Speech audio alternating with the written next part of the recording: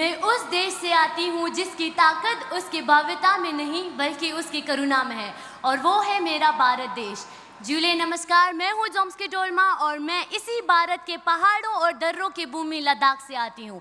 आज मैं ऐसे विषय पे बात करने वाली हूँ जो कि बहुत ही महत्वपूर्ण और विवादास्पद रहा है, और वो है रेवड़ी कल्चर, राजकोषीय बोझ या आवश्यक सहायता। तो आइए समझने का प्रयास करते हैं ये रेवड़ी कल्चर है क्या। तो ये सरकार द्वारा दिए जाने वाले मुफ्त चीज़ें या सब्सिडी जैसे नकद, बिजली, राशन, टीवी, लैपटॉप, साइकिल आदि। अब इसमें दो बड़े सवाल ये उठते हैं, क्या ये लोगों को सशक्त बनाते हैं या उन्हें निर्भर बनाते हैं। दूसरा, क्या हमारे देश की अर्थव्यवस्था इन तरीके की योजनाओं को झेल सकती है। तो आइए इन प्रश्नों का उचित उत्तर खोजने का प्रयास करें। हमारे देश में जहां असमानता बहुत ज़्यादा है, जहां 2 वक्त की रोटी और रहने के मकान जैसे चुनौतियों का सामना करना पड़ता है, वहां ये रेवड़ी कल्चर ज़रूरतमंद लोगों के लिए एक जीवन दान बन जाती है। आइए वास्तविक उदाहरण के साथ बात करते हैं मिड डे मील, जिसे हम प्रधानमंत्री पोषण योजना कहा जाता है, जहां हर सरकारी स्कूल में जाने वाले 6 से 14 वर्ष के बच्चों को भोजन प्रदान की जाती है। तो इसे मैं अर्थव्यवस्था पर बोझ नहीं समझती, क्योंकि ये हमारे देश के बच्चों के लिए है और हमारे देश के बच्चे ही हमारे देश के भविष्य है।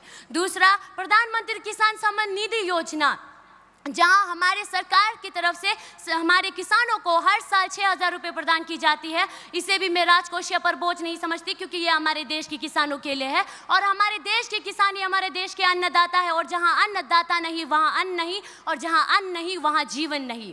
साथ ही मैं शिक्षा और चिकित्सा योजनाओं को रेवड़ी कल्चर में वर्गीकृत नहीं करना चाहती, क्योंकि ये हम सभी भारतीयों का मौलिक अधिकार है।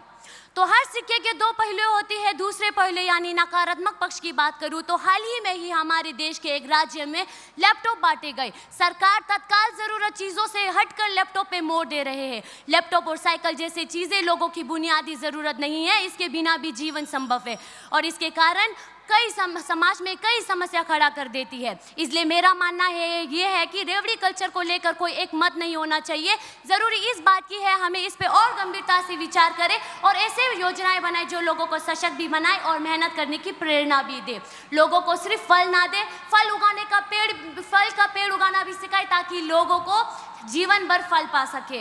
लद्दाख जैसे मुश्किल और कठिनाई क्षेत्रों में सरकार की सहायता की ज़रूरत है, लेकिन मैं गर्व महसूस करती हूँ कि वहाँ के लोग आत्मसम्मान और सहायता में भी विश्वास रखते हैं। तो आइए हम सभी मिलकर ये सुनिश्चित करना होगा कि सार्वजनिक धन का उपयोग केवल राष्ट्र की भलाई के लिए हो, ना कि राजनीतिक के लिए।